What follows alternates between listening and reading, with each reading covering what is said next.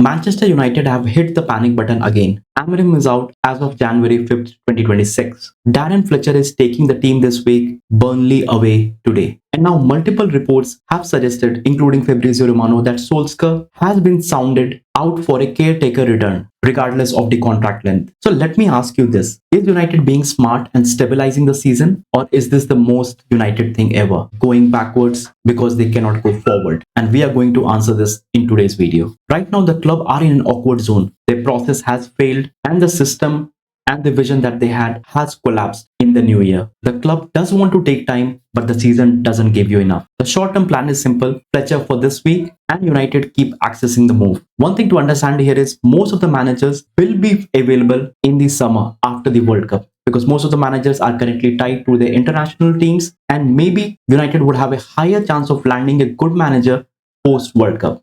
And I think that is what United and Ineos are trying to go for. But the talk around the club is even simpler. They want somebody who can walk in, calm things down, and get results without needing a 6-week tactical revolution. That's why Ole's name is back. And that's why Carrick's name is back. And that's why this whole thing feels like United admitting something which they hate admitting. They are not in build mode. They are in stop the bleeding mode. Now let's talk facts. After 20 league games, United are 6th. 17 points behind Arsenal, but only 3 points off the Champions League spot. Their record: 8 wins, 7 draws, 5 losses. Scored 34, conceded 30, with only a +4 goal difference. And before the change, the form was ugly. Only 3 wins out of the 11 matches. They were not improving, they were drifting. If we are honest, they did had a lot of injuries for the key players, and with some crucial players playing in the African Cup of Nations. And things would have definitely improved for Amorim and United once they would be back. Now let's talk about Darren Fletcher. This is one of the hardest things in football. Caretaker manager for a club in chaos. But the good thing is, he is not long enough to get blamed if anything goes wrong. If Fletcher gets a result, United can breathe and slow down. If he doesn't, the club will get dragged into a rushed decision. And that's where the caretaker talk will become the caretaker reality. And that's where the name Ole Gunnar Solskjær comes up. You might dislike him or you might not agree to the decision, but you can't ignore the logic. Ole is available. Ole knows the club. Ole knows the pressure. Ole doesn't need a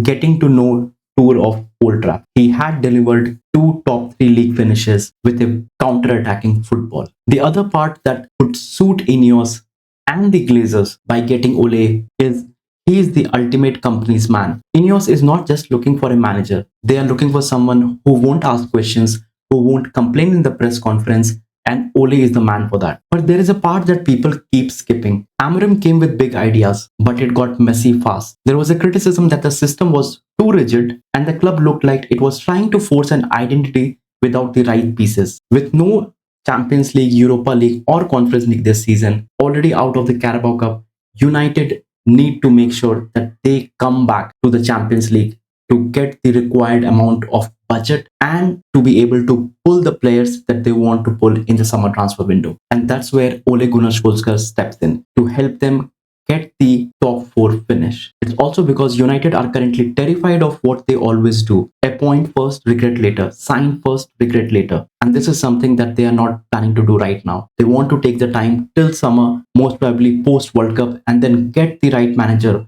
for the job. Now, a couple of things that really go in favor of Ole. He can calm the club instantly. He can get the fringe players back. Rashford, Mainu. He won't need a months to implement a philosophy, but there can be certain things that can go wrong as well. It can turn into nostalgia. It can lower the standards, as there were big things said when Ineos took over, and right now they are going to take a U-turn.